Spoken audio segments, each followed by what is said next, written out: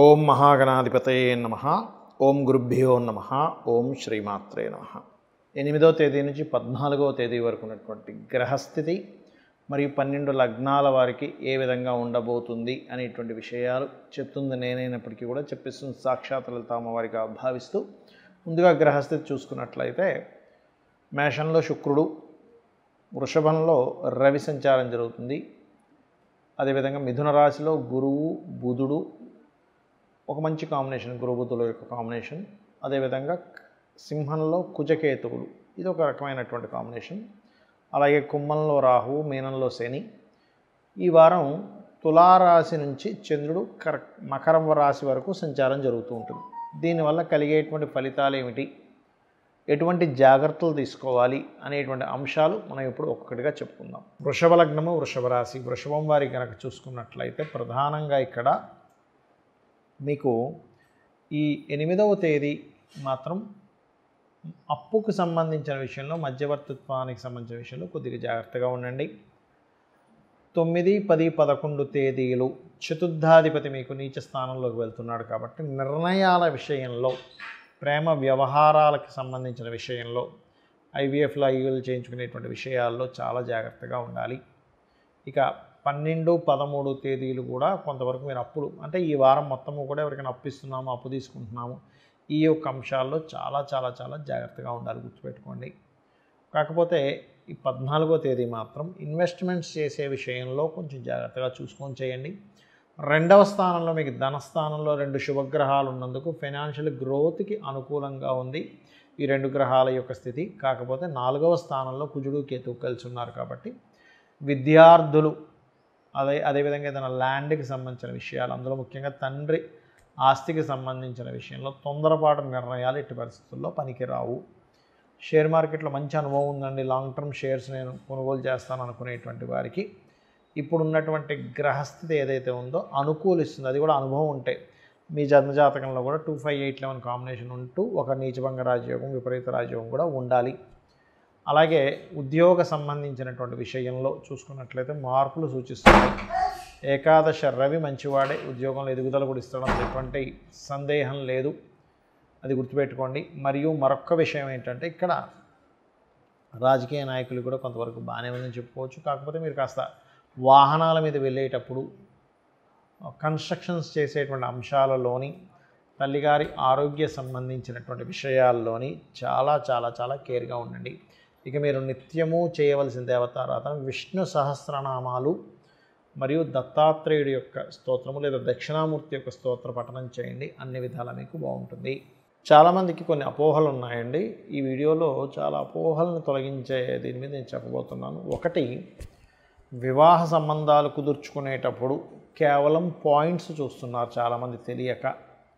18 పాయింట్లు కలిశాయి చేసేయండి, కానీ అది పూర్తిగా తప్పు. పాయింట్లు కొంతవరకు పనిచేస్తుంది, అసలు పనిచేయదని నేను చెప్పట్లే. కానీ అంతకంటే ముఖ్యంగా చూడవలసినటువంటి అంశం ఏమిటి అంటే వాళ్ళ యొక్క జన్మ నక్షత్రాలు మిత్రులు అవుతున్నారా లేదా, దానివల్ల మనసులు కలుస్తాయి. రెండవది, వారిద్దరి జన్మజాతకంలో ఆకర్షణ, ఇద్దరు వ్యక్తుల మధ్య జీవితం సాగించాలని వాళ్ళ ఇద్దరి మధ్య మనసులతో పాటు ఆకర్షణ కూడా కలవాలి. సో శుక్రకుజులు ఎక్కడున్నారు, సోల్మేట్స్ అంటూ ఉంటారు, అంటే ఇద్దరు రవిలు ఎక్కడున్నారు, రవిగ్రహం ఎక్కడెక్కడ ఉంది. అలాగే బుధుడు కమ్యూనికేషన్స్ కారకుడు ఎలా ఉన్నారు ఇద్దరి జాతకంలో. ఆ రకంగా ప్రతిదీ జీవుడు, కర్మ, రాహు, కేతువులు, కాలమోక్ష కారకులు, ఇవన్నీ చెక్ చేసుకొని దీంతోపాటు ప్రధానంగా మనం చూడవలసింది ఏమిటంటే అమ్మాయి జన్మజాతకంలో, ఉదాహరణకి అమ్మాయినిచ్చి ఒక అబ్బాయికి చేస్తున్నాం, అప్పుడు అబ్బాయి జన్మజాతకంలో వివాహ జీవితం ఎలా ఉంది, లగ్నం ఎలా ఉంది, ప్రధానంగా ఆయన ఏమైనా శాడిస్ట్గా ఉన్నాడు అబ్బాయి. ఇది అమ్మాయికి కావచ్చు, అబ్బాయికి కావచ్చు, ఇవాళ రేపు ఇద్దరు ఒక రకంగానే ఉంటున్నారు. సో శాడిస్టిక్ నేచర్స్ ఏమైనా ఉన్నాయా వాళ్ళ లగ్నంలో, లగ్నం బాగుందా, ప్రేమపూర్వకంగా ఉంటారు, ఇవి ఫస్ట్ చెక్ చేయాలి. కొంతమంది తట్టుకునే శక్తి ఉంటుంది, వాళ్ళ అవతల వాళ్ళంతా గట్టిగా ఉన్నా కూడా, అప్పుడు పర్లేదు. అలా ఈ అమ్మాయి బాగా సెన్సిటివ్, అబ్బాయి బాగా శాడిస్టిక్ అనుకోండి, చాలా ప్రాబ్లమాటిక్ అవుతుంది. కాబట్టి ఆ రకంగా కుటుంబ స్థానము, సంతాన స్థానము, వివాహము, వివాహం తర్వాత ఉండే జీవితం, వివాహం తర్వాత ఉండే జీవితాన్ని 12వ స్థానంలో చూస్తారు. సో 12వ స్థానం కనుక 2 వివాహాలు సూచిస్తే, ఒకవేళ లవ్ మ్యారేజెస్ అయితే నేను చూసుకోవద్దని చెప్పాను, ఒకవేళ లవ్ మ్యారేజెస్ అయినా చూపించుకున్నట్లయితే ఇలా 2 వివాహాల యోగం ఉన్నప్పుడు అర్క వివాహము పురుషుడికైతే, స్త్రీలకైతే కుంభ వివాహం చేయించాలి. ఇది ప్రధానంగా చూసుకోండి. ఇందులో చాలామందికి ఉన్న అపోహలు ఏమిటంటే ఆశ్లేష నక్షత్రం మంచిది కాదు, అత్తగారికి గండం, మూలా నక్షత్రం మంచిది కాదు అనుకుంటూ ఉంటారు. అలాంటివి ఏమీ లేవండి. ఒకటే గుర్తుపెట్టుకోండి, ఆ పర్సనల్ చార్ట్లో దశమ స్థానం పాడైతే, అదేవిధంగా అత్తగారి జాతకంలో కూడా గండ యోగాలు ఉంటేనే అత్తగారికి గండం, అదర్వైజ్ కాదు. మూలా నక్షత్రం అనగా నమ్మో ఏదో అయిపోతుంది, ఇవన్నీ కాదు. మూలా నక్షత్రం మంచిది కాకపోతే సరస్వతీదేవి ఆ నక్షత్రంలో ఎందుకు పుడుతుందో ఒకసారి ఆలోచించండి. ఇది మనం అర్థం చేసుకోవాల్సిన అంశం. జ్ఞానాన్ని ఇచ్చేటువంటి రాసుల్లో ఉన్నటువంటి చంద్రుడు మూలా నక్షత్రం అంటే ఇది మనం అర్థం చేసుకోవాలి. అదేవిధంగా మరొక విషయం ఏంటంటే ఏలినాటి శని, కాలసర్ప యోగాల గురించి కూడా విపరీతంగా భయపడుతుంటారు జనాలు. ఆ భయాన్ని మరి కొంతమంది క్యాష్ చేసుకుంటారు కూడా. మీ భయమే మిమ్మల్ని ఇది చేస్తుంది, గుర్తుపెట్టుకోండి. ఎక్కడా కూడా జ్యోతిష్ శాస్త్రము ఏలినాటి శని వచ్చింది కాబట్టి నువ్వెందుకు పనికిరావు అని ఎక్కడా చెప్పలేదు. ఒక్కరిని చూపించమనండి, ఏలినాటి శని వచ్చింది, అర్ధాష్టమ శని వచ్చింది, అష్టమ శని వచ్చింది కాబట్టి ఎందుకు పనికిరారు, కాలసర్ప యోగం ఉంది కాబట్టి ఎందుకు పనికిరారు అని ఎక్కడా చెప్పలేదు. ఏ శాస్త్రంలో, ఏ గ్రంథంలో, ఏ మహర్షి కూడా దాన్ని ఈ రకంగా వాళ్ళు రాయలేదు, గుర్తుపెట్టుకోండి. కాబట్టి ఏమిటి, ఏలినాటి శని వచ్చిందంటే మందత్వము, మనలోనే తెలియకుండా ఒక లేజీనెస్. ఎందుకంటే శని లేజీనెస్కి కారకుడు, మందత్వానికి కారకుడు, పోస్ట్ పోన్ చేయడానికి కారకుడు. మనం ఏం చేస్తాం, సర్లే ఇవాళ పిలిచాడు కదా రేపు వెళ్దాం ఆఫీస్కి, వాళ్ళు పిలిచారు ఏదో వర్క్ మీద, రేపు పోదాం ఎల్లుండి పోదామని పెండింగ్ పెడతాం. వాళ్ళు ఏం చేస్తారు, మరి ఇంత నెగ్లిజెన్సీగా ఉన్నప్పుడు ఇతనికి ఎందుకు ఇవ్వాలి మనం ఉద్యోగం, తీసేయండి ఇంకొని పెట్టుకుందాం అంటాం. అంటే ఏమిటి, మన నెగ్లిజెన్సీయే మన కొంప ముంచుతుంది ఏలినాటి శని వల్ల. అర్ధాష్టమ శని కావచ్చు, అర్ధాష్టమ శనిలో అయితే వీళ్ళు చేసేటువంటి ఏదైతే వర్క్స్ ఉంటాయో, అంటే పర్టికులర్గా చదువు విషయంలోని, కన్స్ట్రక్షన్స్ విషయంలోని, భూమి కొనుగోలు చేసే విషయంలో చూసుకొని కొనాలి. అష్టమ శని అయితే ఆల్ ఆఫ్ సడన్ థింగ్స్ ఎక్కువగా జరుగుతూ ఉంటాయి, అది ముఖ్యంగా జాగ్రత్త పడాలి. అయితే చాలామందికి ఇక్కడ ఉండే అపోహ ఏమిటంటే ఏలినాటి శనిలో పెళ్లి చేసుకోవచ్చా, ఏలినాటి శనిలో ఇల్లు కొనవచ్చా, ఏలినాటి శనిలో నేను ఉద్యోగంలో జాయిన్ అవ్వచ్చా, ఉద్యోగం పోతుందేమో. నేను ఒకటే చెప్తా చూడండి, లేట్ అవుతాయి, స్ట్రెస్ఫుల్గా అవుతాయి, అంతేగాని మిమ్మల్ని ఎక్కడ కూడా ఇబ్బంది పెట్టదు. ఎందుకంటే నేను చాలా వీడియోలో చెప్పాను, ఏలినాటి శనిలోనే గొప్ప గొప్ప వాళ్ళందరూ పిఎంలు సీఎంలు అయ్యారయ్యా. చంద్రబాబు నాయుడు గారు పిఎం, మన మోడీ గారు, ఆయన ఏలినాటి శని, అర్ధాష్టమ శని రెండు శనిలోనే ఆయన పిఎంగానే ఉన్నారు, ఒకసారి ఆలోచించండి. అలాగే జగన్ గారు, స్వర్గీయ ఎన్టీ రామారావు గారు. ఎందుకు చెప్తున్నానంటే ఇవన్నీ ఉదాహరణ, ఏమంటే గొప్ప గొప్ప వాళ్ళంటే వాళ్ళ లైఫ్స్ మనకు తెలుసు, కామన్ మ్యాన్ లైఫ్ మనకు తెలియచ్చు తెలియకపోవచ్చు.